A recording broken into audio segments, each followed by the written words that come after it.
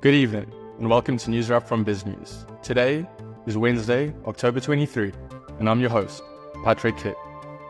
In today's NewsWrap, Jakkie Cilliers on Russia and China's influence on South Africa, Faan van der Walt on WeBuyCars, Zelt Marais on SA Rugby, and Kokkie Kooyman on Sasfin.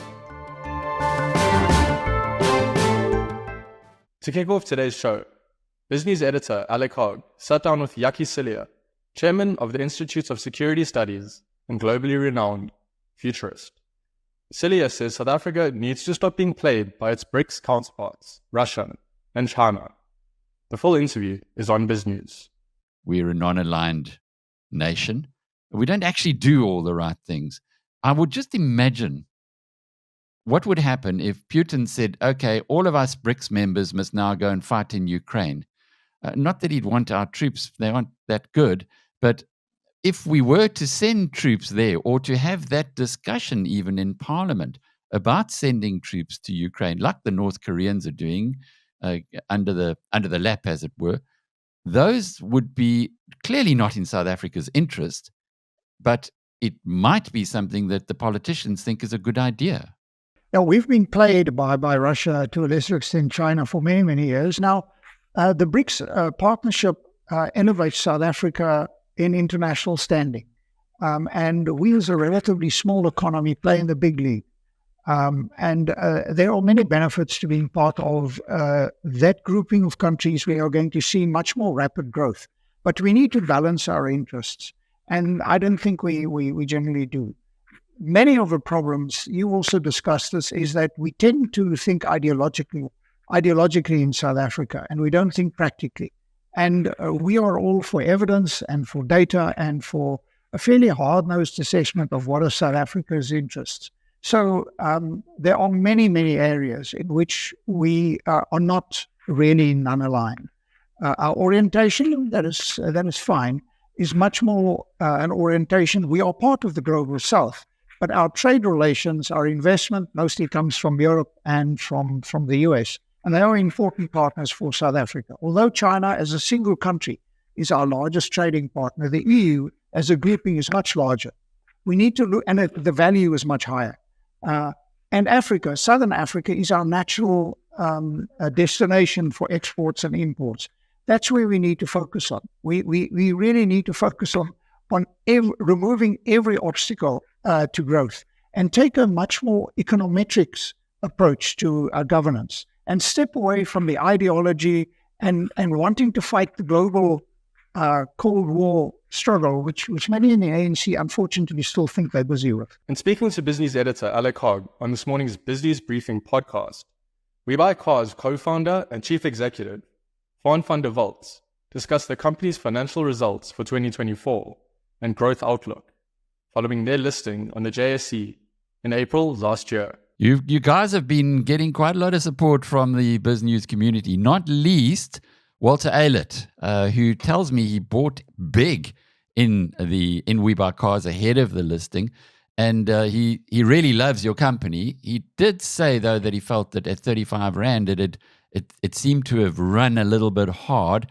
I know you guys aren't supposed to be looking at the share price, but can you give us a sense of where you're seeing it? Yes, look, this is new to me. Being a listed company, and it's interesting to monitor the share price and see what people think. You're right, it did well. I think the initial trades happened at around 20 Rand, and it recently hit 35 Rand. But it's certainly not one of our goals to try and raise the share price or influence the share price. What we are focused on is delivering good results. And that's our core focus. We're certainly not one of these companies who puts a digital scroll when you walk into head office displaying the share price. This 21% at the top line, that's the number we're going to look at, take the accounting out of it. Is this a sustainable figure, the growth? Yes. Look, I think for the foreseeable future, yes, because you have to look at the size of the market. These are questions that previous stakeholders within WeBuyCars asked me many years ago. How far can you go? How much can you still grow? I vividly recall Michael Mendelevich back in the day when we were just doing over 6,000 cars per month. And I said, I'll promise you I'll still be around when we do 10,000, which seemed very far away. And now currently we're constantly hitting 15,000. As a percentage of the market in South Africa, the NAAMSA and the used vehicle registration statistics will show you that there's around 140, 150,000 deals a month. So we're still sitting on just into double digits there. So I believe we can certainly grow it. Our ambition is to do around 25,000. So there's still lots of room to grow locally. And a big story in financial services. Speaking to Alekog this morning, Denker Capital Director Kokkie Kooyman shared insights into the crisis-stricken wealth management firm Sasfin and the origins of their poor full-year results. It's a bit worrying, though, that if a syndicate can infiltrate a bank like Sasfin, surely the appeal of a much bigger bank would be far greater. And here I'm talking about some of the big four. How do we know? When you see these things and you can't fudge the figures. The figures have told you, as you've explained now, on what was going on at Sasfin. What do you look for from your side to perhaps give you an early warning signal of malfeasance? And perhaps not only you, but people inside these organizations, the good guys who must be trying to, there's fraud and criminals everywhere, and those have to be a very appealing target for them. Yep. Yeah. Look, in most businesses, you look at the cash flow. And by the way, Beckett Steinhoff, that was one of the things that was always a warning signal. There was the cash flow wasn't there.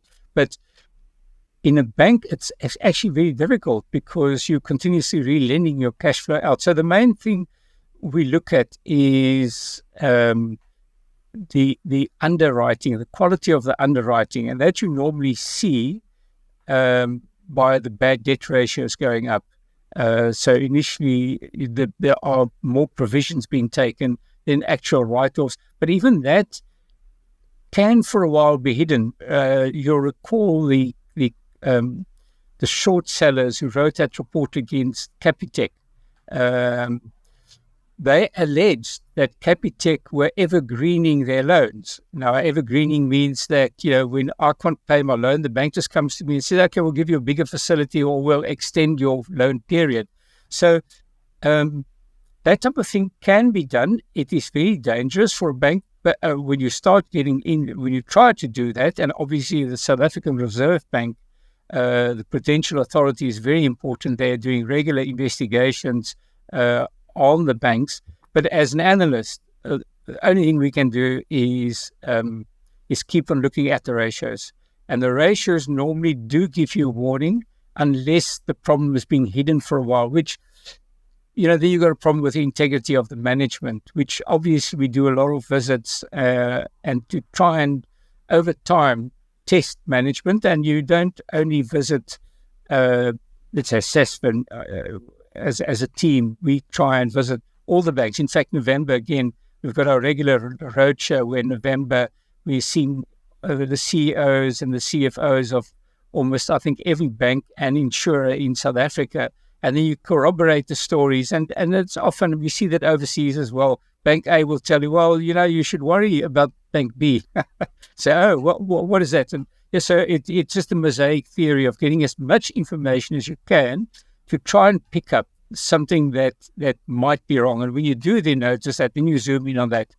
But hopefully those type of issues, as Sasfin has had, is few and far between, but it does happen. It does happen. And when I look back in 2017, it was very noticeable in the results that things were starting to deteriorate. And wrapping up today's show, deposed Western Province Rugby Football Union President Zelt Marais on the controversial $75 million deal between SA Rugby and the Ackerley Sports Group. He spoke to Alekog on this morning's Business Briefing podcast. Zelt, lovely having you on the program.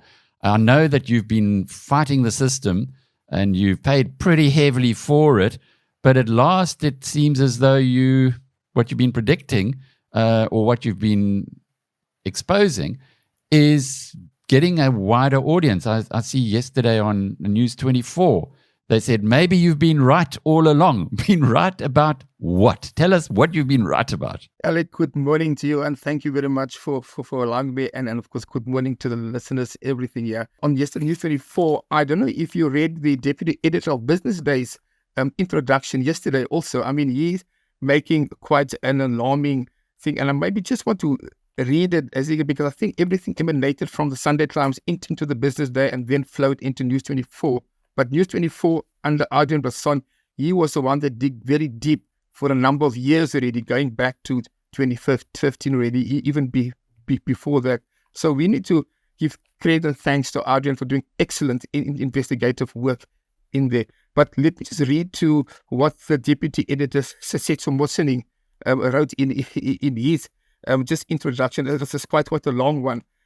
So he writes, in an expose that sent ripples through the sports world, this newspaper revealed details of a 75 million rand, 1.3 billion rand deal between the SA Rugby Union and the US private equity outfit.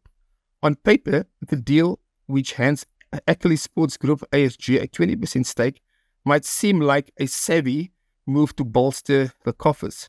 But in reality, it is a deal so flawed that literally almost no one could miss the pitfalls. For starters, the valuation of the Springboks commercial rights is at $375 million, 6.6 billion rand, is a glaring underestimation. When compared with the All Blacks, whose commercial rights were valued at a staggering $2.1 billion by Silver Lake, South's deal looks like a fire sale. The Springboks, with their storied history and global fan base, deserve a valuation that reflects their true value. This deal, however, suggests Saro is selling itself short, and by a wide margin. So that is very damning coming in the Business Day of yesterday in itself. In the thing. You can catch new episodes of NewsWrap Mondays through Thursdays on BizNews TV, BizNews Radio, and biznews.com. And don't forget to join Alec Hogg live at 7 a.m. tomorrow morning for the BizNews Briefing podcast. The BizNews Briefing is streamed live at 7 a.m. on weekdays and can be found on the biznews.com homepage. This has been NewsWrap, and I'm Patrick Kidd from biznews.com.